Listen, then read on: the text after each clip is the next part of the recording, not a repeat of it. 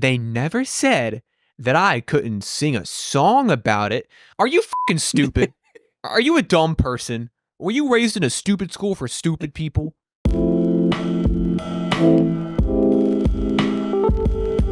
We talked about Colleen. We're talking about Colleen Ballinger, aka Miranda Sings, very popular, incredibly successful YouTuber. Yes, one of the first like celebrity YouTubers. Right. In 2023, she was accused of inappropriate conduct towards her underage fans. Basically, the accusation is she has a group chat and she kind of overshared, being an adult woman with a bunch of underage fans. And her conduct in that chat and in other private DMs with people, children, were just not appropriate for them. And that there's a lot of accusations that were made, and they all kind of spilled out. And basically, well, Colleen, in her infinite wisdom, comes back with the hottest apology video probably of the decade. Oh, it's probably the best ever made. It's probably the most tone-deaf piece of media ever created. I don't know if I can think of anything worse. This video needs to be like preserved in the Library of Congress, because it is quite literally everything that you should not do if you are going to make an apology video. Right. Colleen comes out here. She breaks out the ukulele, and she does her apology in the form of a song. They never said I couldn't. That she literally says that. I could not write this. Okay, listen, a lot of people, obviously, when they get into hot water like this, they have a team of lawyers that are like, hey, we're experienced.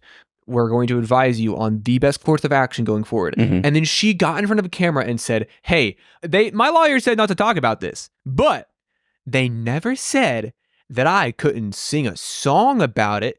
Like, are you fucking stupid? Are you a dumb person? Were you raised in a stupid school for stupid people?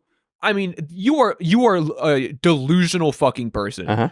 If you're like, well, they said I couldn't talk about it, but they didn't say that I couldn't bust out the old uke and sing a 12-minute song where one of the lyrics is, hey, I'm not a groomer, just a loser, just a quirky person who sends incredibly not only inappropriate but predatory messages towards my underage fans. Clearly she thought, I don't know how, that this was going to go over well. I would just love to see what would happen if like this went exactly how she thought it was going to go. Because in her mind, she was just like, I can release this as an actual song. I'm killing two birds with one stone. One, I am making an apology video to completely absolve me of all of my earthly sins. But also, I'm going to have a chart-topping song because people are going to think it's so fun and quirky and entertaining. What were you thinking, Colleen?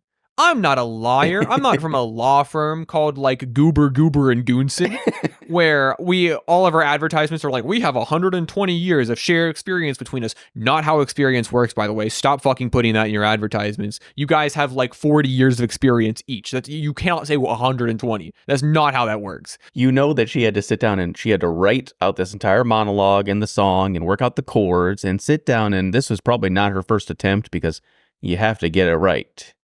I've made 12-minute songs before. None of them were done in one take. So she definitely like really sat down with this, and not a single moment during the entire process of creation was she maybe like, is this a bad idea? Yeah. And this is the ultimate example of like a red herring. Like, let's not focus on the real issue here. Let's divert our attention. I'm not going to take any kind of responsibility. Let's look over here, everyone. It's all very sensational. Right. I agree. Like with her making a song, of course, that is just, it takes the attention off the fact that she's apologizing or what her accusations are. And everyone's focused on the fact that she's playing ukulele and it's quirky. Yeah. It turns it into cringe entertainment. Right. And she knows that. Her whole stance is like, all of this drama is just overblown.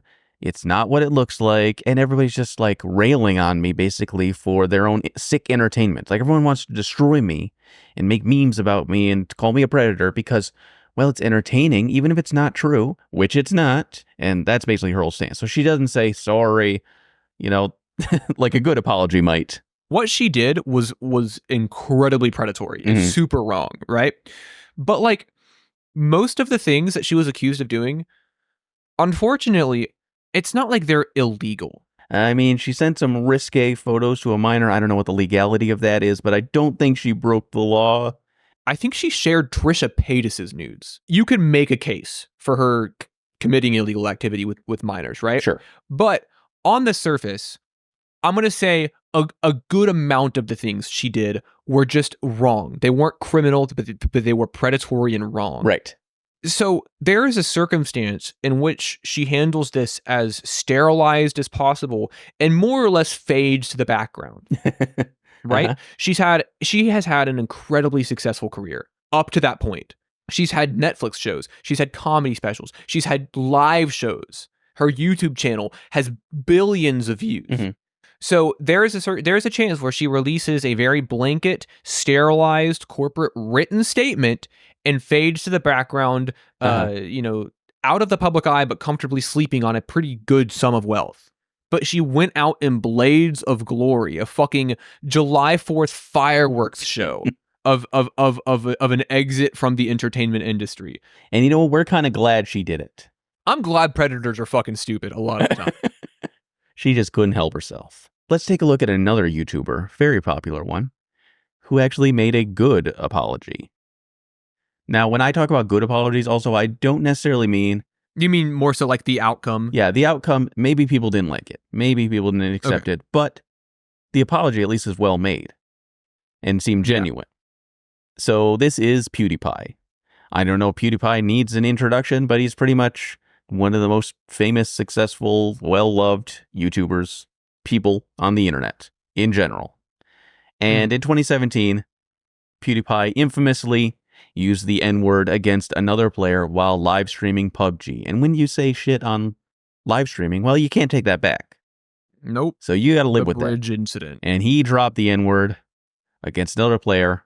Nobody knows what their race was. It was just a harmful word that he used in front of a large audience. And if you want to have to come back from that, you've got to make an apology video.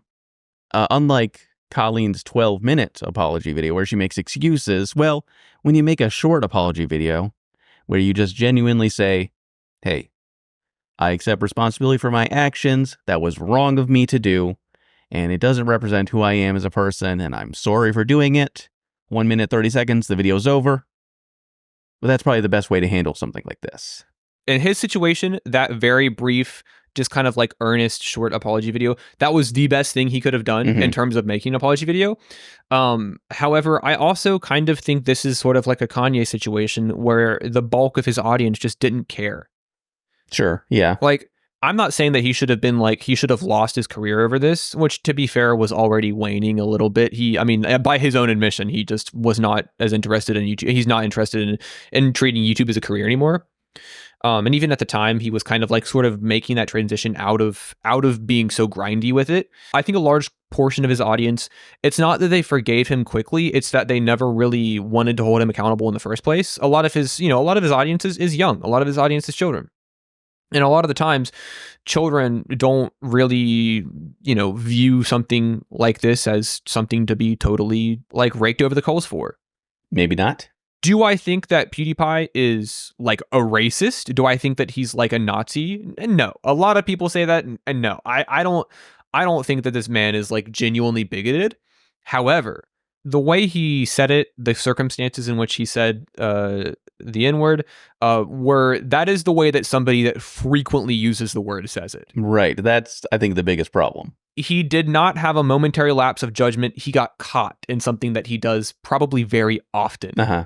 And I think that a lot of people kind of glossed over that. Like I said, I don't think that he should be deplatformed off the internet or whatever, but he really fucked up. And we caught a glimpse of what he's like when the cameras are off. Mm-hmm. And so I think that understandably changed a lot of people's perception of him.